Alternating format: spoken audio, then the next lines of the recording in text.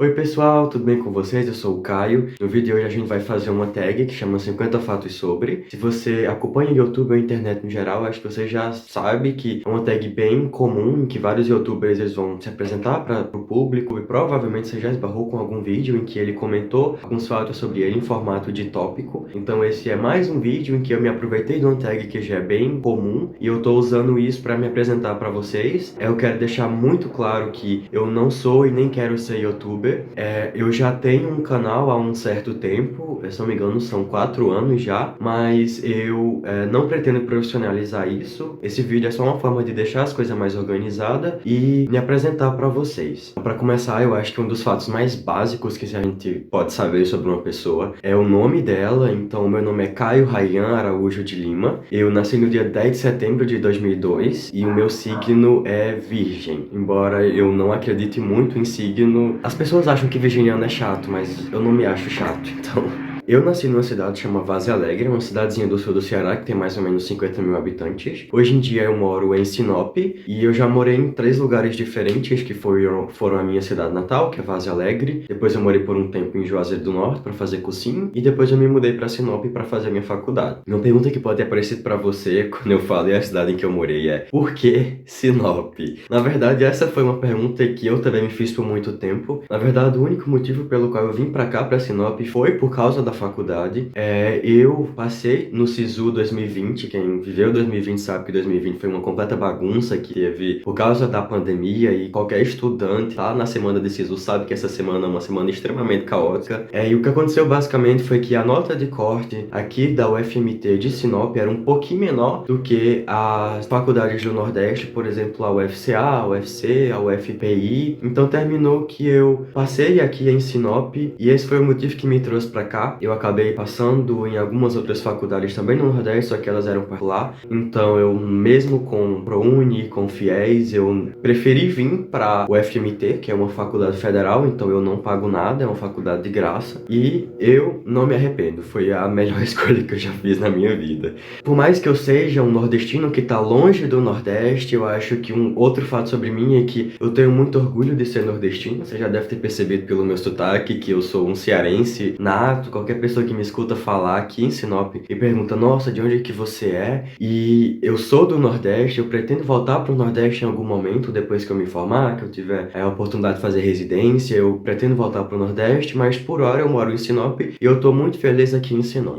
Sinop é uma cidade do norte do Mato Grosso que tem 200 mil habitantes. O Mato Grosso, no geral, é um estado muito diferente do Ceará, que é o estado em que eu cresci. Então eu tive aquele choque cultural quando eu cheguei aqui, que eu precisava arrumar um lugar para morar e tal, e o aluguel, o custo de vida era mais elevado do que no Nordeste. Aqui a gente encontra muita loja, muita gente que trabalha ou que vive do agro, porque o agro aqui no estado do Mato Grosso, e na verdade no Centro-Oeste no geral, é um setor muito forte, diferente do Nordeste, que a gente tem mais o setor de turismo e serviços atuando de forma mais intensa. Então para mim foi uma novidade muito grande, eu demorei um tempo para me adaptar, mas hoje em dia eu já posso dizer que eu estou adaptado. A minha comida preferida, como um bom nordestino que sou, é canjica. Inclusive foi uma das coisas ruins de Sinop, porque aqui é muito difícil achar canjica e pamonha com a mesma frequência que a gente acha lá no Nordeste. Outro tópico ainda sobre alimentação é que eu sou vegetariano, já vai fazer uns 2 anos, e isso é uma coisa nova para muita gente, principalmente quando eu falo e tal: nossa, mas você não come carne? Sim, eu não como carne, vai fazer uns 2 anos, eu parei assim que eu saí da casa dos meus pais. Na verdade, eu já tinha os meus picos de vegetariano lá dentro, porque eu passava alguns meses sem comer carne, eu tinha 2 potinhos de salada dentro da geladeira, que eu mantinha e que eu basicamente comia com salada no lugar da carne, eu preferia outro tipo de proteína. Então vai fazer mais ou menos uns 2 anos que, tirando algumas raras recaídas, eu não como carne por motivos de que eu tenho pena dos bichinhos. Tipo, várias pessoas são vegetarianas por muitos motivos. Se você pesquisar sobre vegetarianismo no Google, você vai achar muitas informações. Existem muitas campanhas que promovem o vegetarianismo, porque é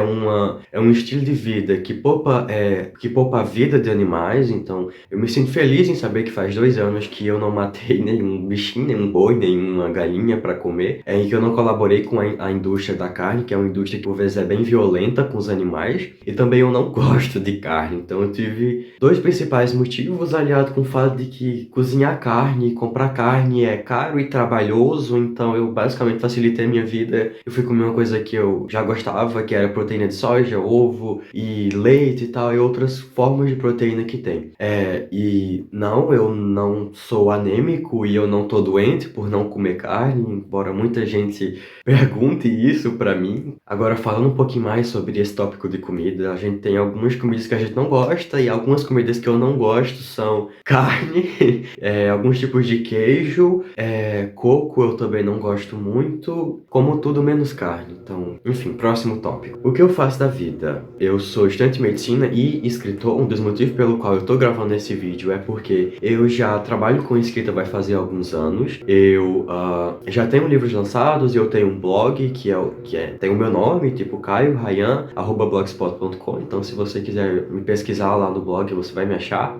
Além de escritor, eu também sou estudante de medicina. Eu tô atualmente no 6º semestre, como eu já tinha comentado. Eu sempre quis fazer medicina. Medicina sempre foi a minha primeira opção. Eu sou muito grato pela oportunidade que eu tô tendo de fazer o meu curso em uma universidade que é boa e que é de graça, que é uma universidade federal. Agora, outra pergunta que vocês podem me fazer quando eu comentei que eu sou estudante de medicina e que eu já tô nesse percurso há um tempo, porque teve toda uma preparação em que eu fiz cursinho, eu prestei Enem mais de uma vez, eu fiz durante o meu ensino médio, fiz no meu ano de cursinho, depois fiz o Enem de novo, quando eu já estava na faculdade. Então, por que medicina? Na verdade, tem uma história bem legal, que é bonitinha até, e tem uma história bem real, são duas histórias que convergem para minha escolha da medicina. Quando eu era criança, teve uma época em que eu quebrei a minha perna direita, eu passei um tempo acamado, e quando eu finalmente melhorei, eu acabei quebrando a minha perna posteriormente, porque ocorreu um erro médico, eu recebi alta antes do tempo que era para eu receber. Então, um dos motivos pelo qual eu escolhi ser médico lá na minha infância, quando eu tinha meus 10 anos, que eu queria ajudar as pessoas, eu queria ser um bom ortopedista, para que ninguém precisasse passar pelo que eu passei 2 vezes, porque quebrar a perna por 2 vezes, sendo uma das vezes por erro médico, é muito frustrante para você, para sua família, dói muito, sabe? Tipo, você vai ficar mais tempo acamado, dá muito trabalho se recuperar. Então eu meio que fiquei, nossa, eu quero ser um médico bom para ninguém precisar passar o que eu passei 2 vezes, porque é muito ruim quebrar a perna 2 vezes. E a segunda história é basicamente um adolescente querendo coisa difícil. Quando eu tava no meu 3º ano do ensino médio, vivi todo aquele dilema e aí, o que é que você vai querer da sua vida? O que é que você vai...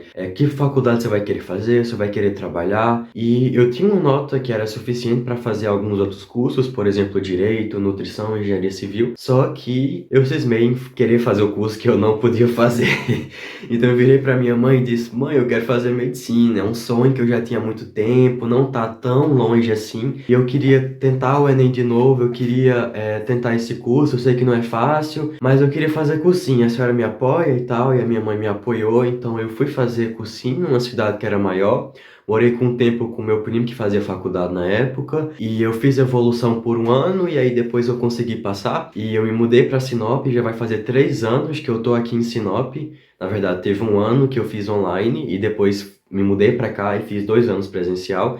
Tô indo agora pro meu 7º semestre e eu tô muito contente com a minha escolha. Agora, voltando um pouquinho no tópico que eu já tinha tocado antes, eu já comentei que eu sou escritor, que eu gosto de escrever, e por mais que eu tenha essa carinha de muito jovem, eu já tenho uma longa história com a escrita. Eu já tenho 4 livros lançados, sendo que o primeiro livro também começou a ser produzido naquela época em que eu tinha 10 anos em que eu quebrei a perna. Ai, Jesus, eu fui uma criança muito danada e eu quebrei minha perna jogando bola. Uma aula de educação física. E foi horrível, tava todos os meus colegas lá e eu com a minha perna quebrada, foi um terror, meu professor desesperado lá comigo e tal. E aí foi nessa época em que eu fiquei acamado, em que eu fiquei longe da escola, eu assisti muito anime, maratonei Naruto por um tempo. Depois eu escrevi uma historinha, que era basicamente como eu tava me sentindo. Eu escrevi sobre os meus animais de estimação. Na época eu tinha um cachorro, mas eu já tinha tido um gato, um peixe. Criei um alter ego que se chamava Carlos, que era um jovem que também tinha quebrado a perna, que se sentia muito sozinho e que tava com muita saudade animalzinho de estimação dele, que era um cachorrinho que chamava Scooby-Doo. Eu escrevi essa história como uma forma de me expressar e para botar pra fora o que eu tava sentindo. Só que quando eu mostrei pra minha mãe, eu recebi uma resposta muito positiva dela. Ela gostou muito daquela história, ela achou que era uma história muito legal, muito interessante, e ela decidiu imprimir isso numa gráfica lá da minha cidade. A gente imprimiu algumas cópias. Surgiu meu primeiro livro, que se chamava Um Menino Solitário, que era uma resposta a tudo que eu tava passando. Foi uma coisa bem despretensiosa, eu basicamente escrevi e imprimi, e depois eu dei algumas cópias para meus amigos e familiares, só que eu não esperava que isso fosse ter uma aceitação tão grande das outras pessoas à minha volta, tanto que ainda em 2013, o fato de eu ter lançado um livro se tornou uma notícia viral, e eu acabei aparecendo em algumas notícias,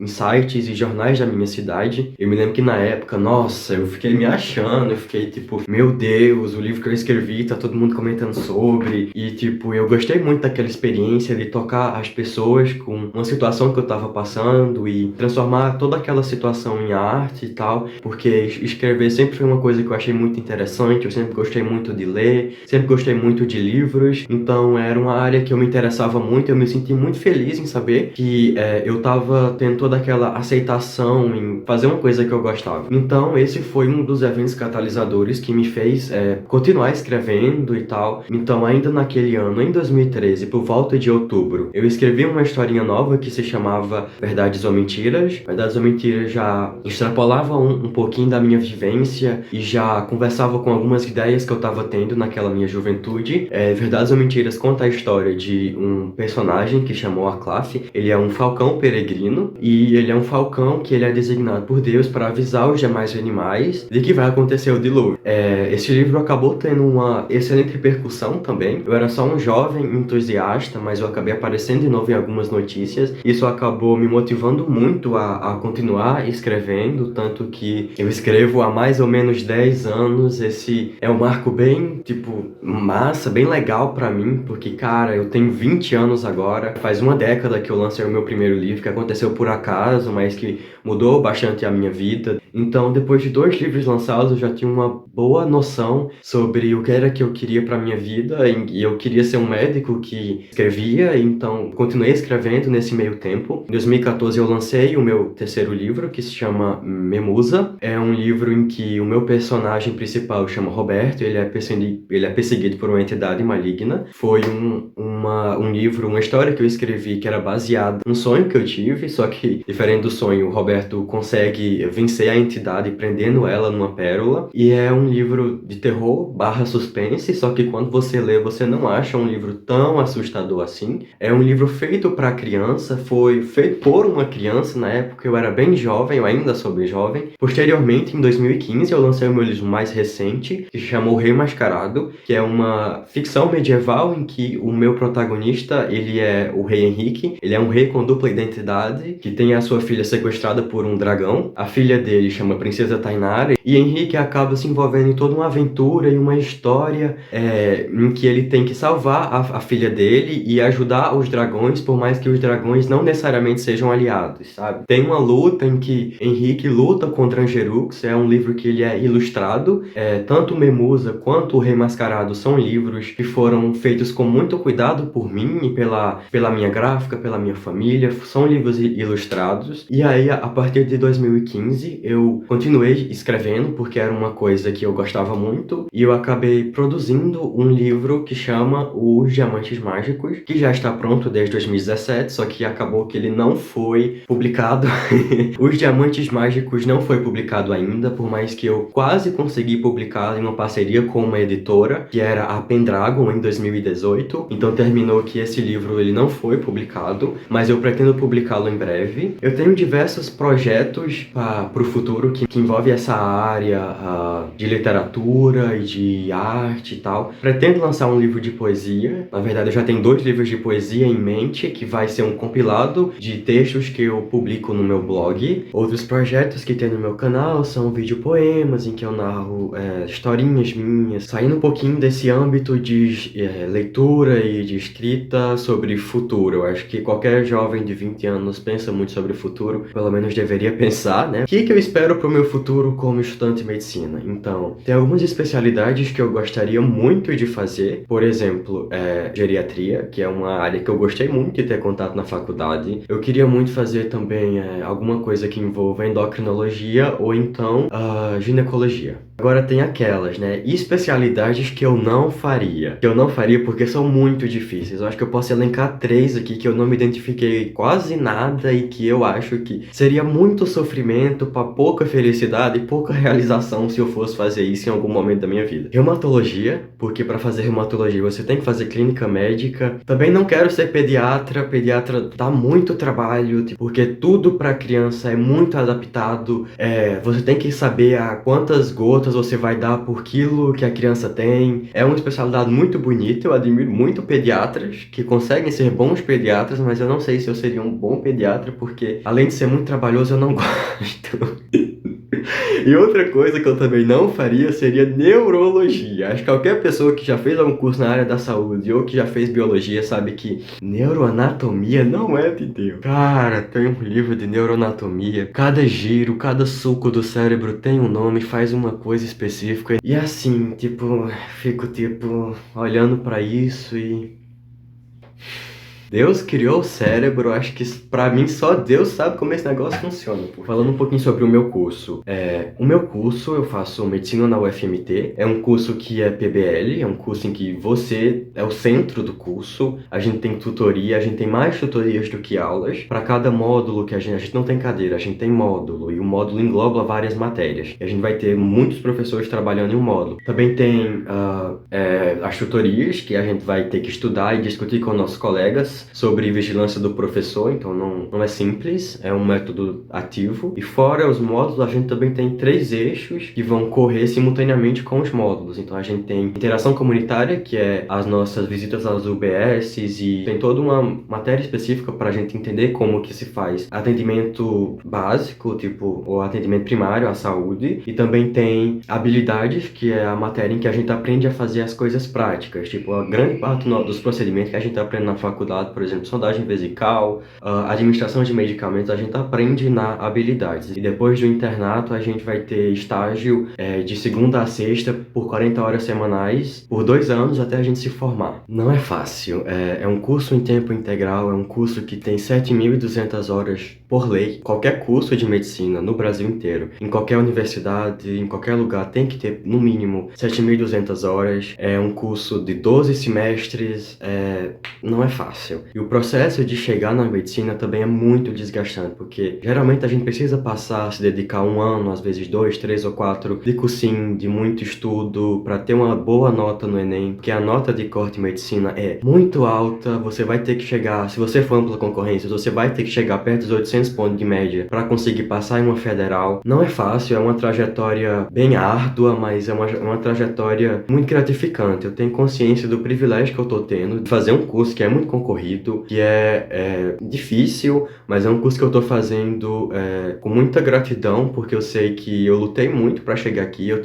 precisei de muito apoio, eu recebi muito apoio da minha família e dos meus amigos. E se você é amigo ou familiar de alguém que tá estudando para passar em medicina, ou que é concurseiro, dê apoio, dê um tapinha no ombro e diga, vai dar tudo certo, você é esforçado, Deus tem um propósito muito legal para sua vida, insista, porque às vezes é tudo que a gente precisa depois de um dia difícil. Uma coisa que é bem perguntada em vídeos de mediciners, eu acho que é vida social e amigos. Sempre tem aqueles memes de gente que diz que abdicou da vida social e de muita coisa para conseguir fazer a faculdade. Eu acho que isso tem um fundo de verdade, porque ninguém consegue se manter em uma faculdade que é tão difícil, ou em qualquer outra faculdade sem abdicar em maior ou menor grau de alguma coisa. Mas eu acho que a gente da medicina, a gente sabe viver, por assim dizer, porque as nossas festas sempre são bem animadas, a nossa atlética é bem ativa, os eventos que a gente tem de calor também são muito legal, tem aquele acolhimento entre a gente, entre as pessoas que também vieram de outros lugares, porque grande parte da minha sala não é do Mato Grosso, mas que a gente esteja no Mato Grosso, aqui no interior do Mato Grosso,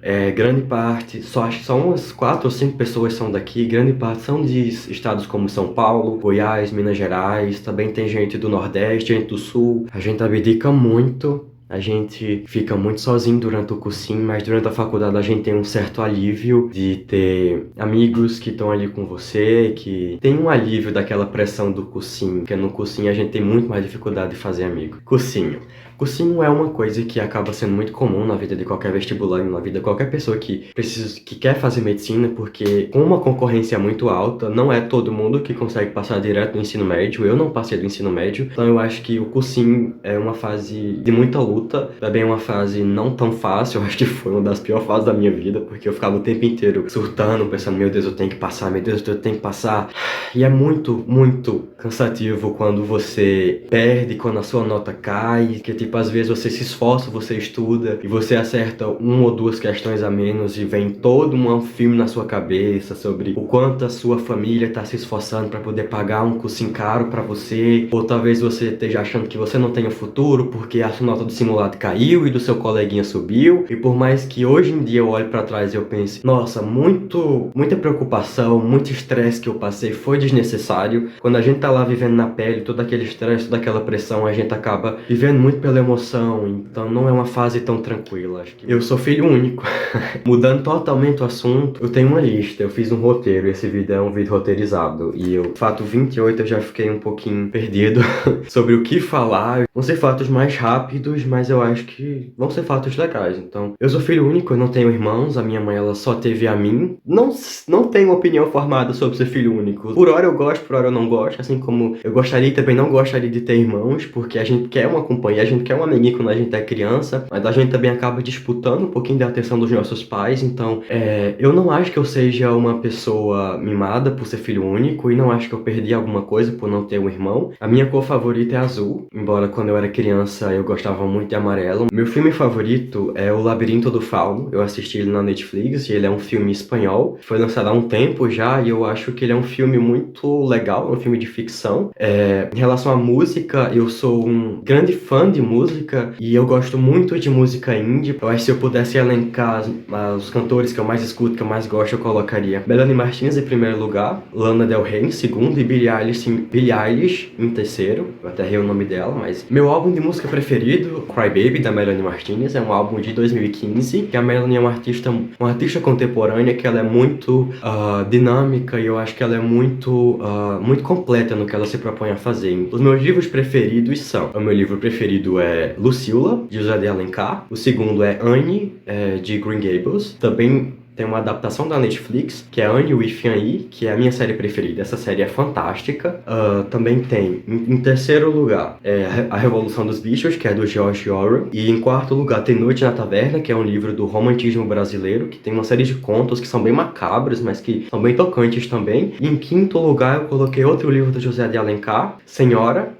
É um livro que ele começa muito bom, o meio dele, que é aquela parte em que a senhora, ela vai se casar com o que é o mocinho, é muito interessante a forma como eles se entrelaçam, como tem todo um dilema social ali. E o meu escritor favorito, já engatando no próximo fato, é José de Alencar. Ele também é cearense, ele foi político por um tempo, escritor, ele viveu no alguns séculos atrás. Ele é um cara fantástico, ele tem vários livros, eu acho que ele é um cara muito talentoso. Eu tenho alguns bichinhos de estimação, eu vou mostrar aqui, só um segundo. Então, esse aqui é o Thomas, ele é o meu gatinho. Ele tá de mau humor porque eu acordei ele, mas ele é o meu gatinho, minha companhia. Eu adotei ele assim que eu me mudei pra essa casa que eu tô agora. E eu tenho ele desde que ele era bem filhotezinho, sabe? Tipo, eu vi esse gatinho aqui crescer. E ele é muito meu amigo.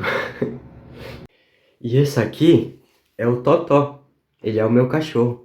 Eu adotei ele da rua, eu não sei quantos anos o Totó tem, mas o Totó, ele apareceu aqui perto de casa e eu comecei a dar comida pra ele.